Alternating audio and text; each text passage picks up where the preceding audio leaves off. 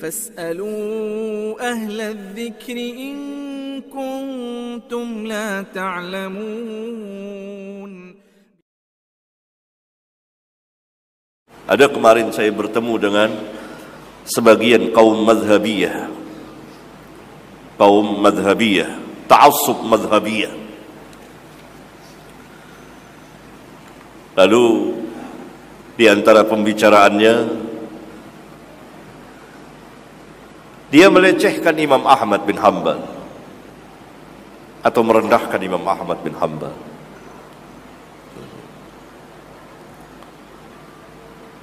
Maka saya tegur,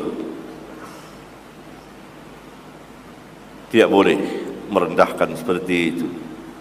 Tahukah antum siapa Imam Ahmad itu? Imam Ahlus Sunnah dan seterusnya. Dia katakan, iya, masyarakat kita di Indonesia ini kan hanya kenal Syafi'i. Saya jawab, mereka tidak tahu Syafi'i. Kalau mereka kenal Syafi'i, kalau mereka ngikutin Syafi'i, mereka berada dalam sunnah. Mereka hanya kenal nama, tapi tidak tahu siapa Syafi'i, apa akidahnya Syafi'i, apa amalnya Syafi'i.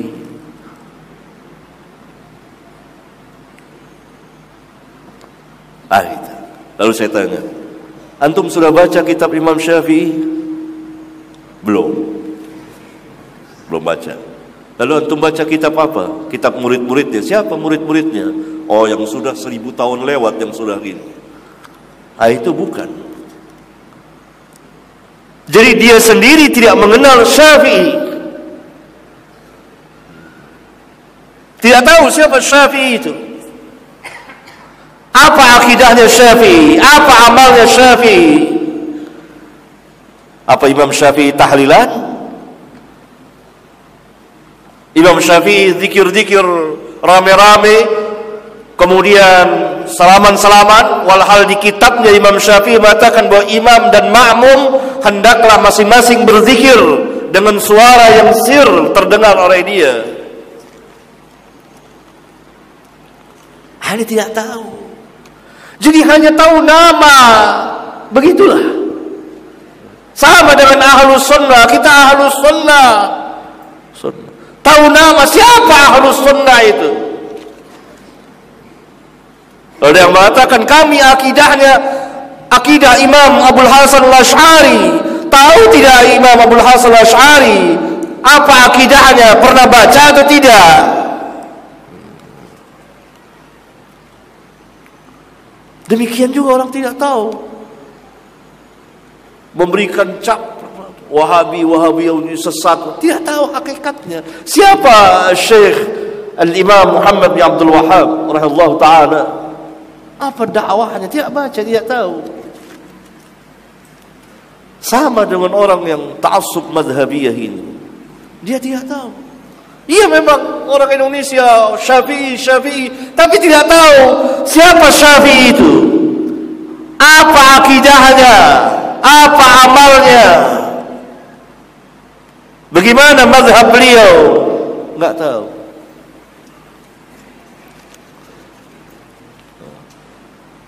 Pernah baca kitab Syafi'i? Enggak pernah. Ada. Bingung saya tanya begitu. Bahkan saya pernah ketemu dengan 2 orang intelektual salah satu organisasi besar dan calon kiai.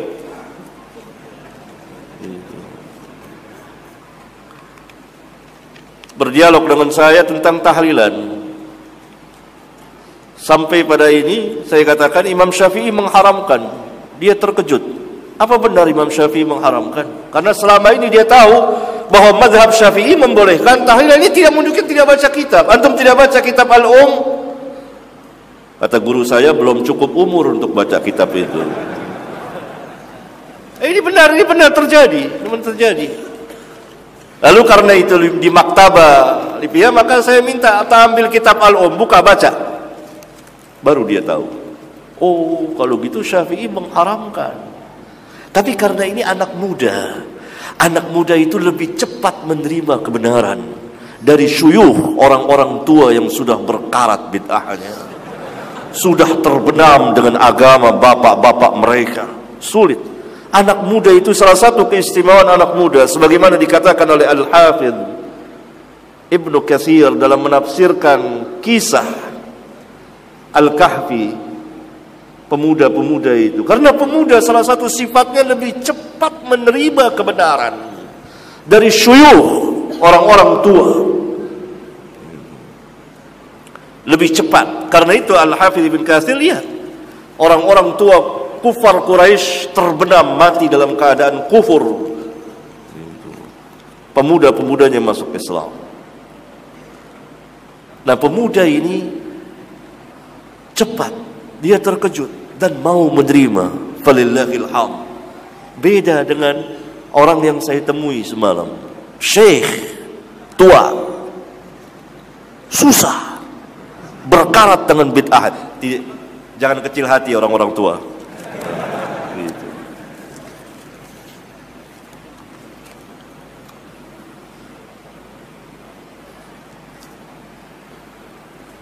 Iya.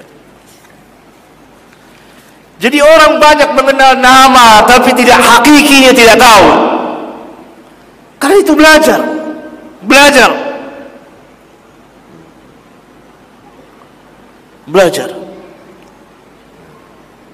Apalagi kalau sudah dengar nama, sudah tolak dulu. Ini nama, Ibnu Taimiyah. Ini jangan. Dia nggak baca apa isinya.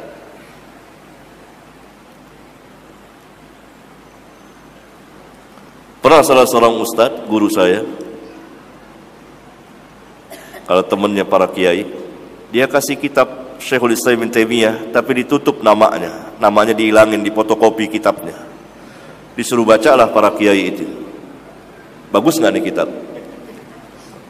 Bagus nih, penuh ayat.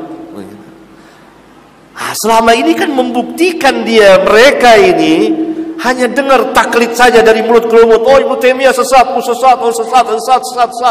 Tapi tidak baca, dibuktikan waktu itu. Saya diceritakan, dikopikanlah bukunya, baca. Coba baca. Bagus nggak buku ini? Tidak dikasih tahu siapa penulisnya.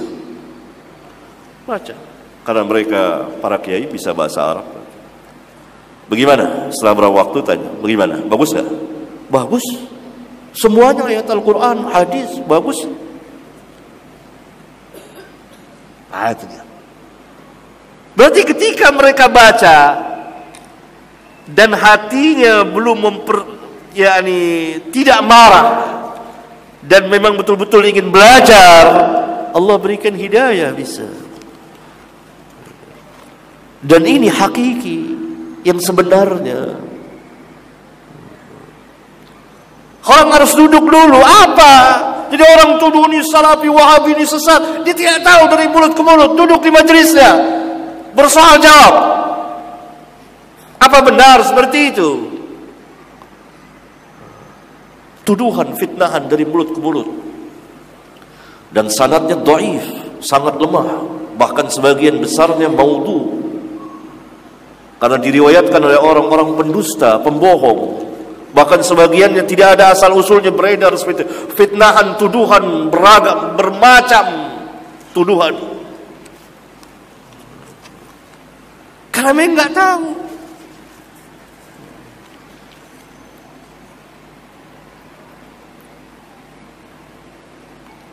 Hanya pengakuan, hanya pahaman. Seperti orang yang aku Indonesia, Malaysia, Brunei, mazhabnya Syafi'i. Apa benar Syafi'i? Muhammad bin Idris Asy-Syafi'i Al-Qurashi, orang Quraisy, Syafi'i yang mana?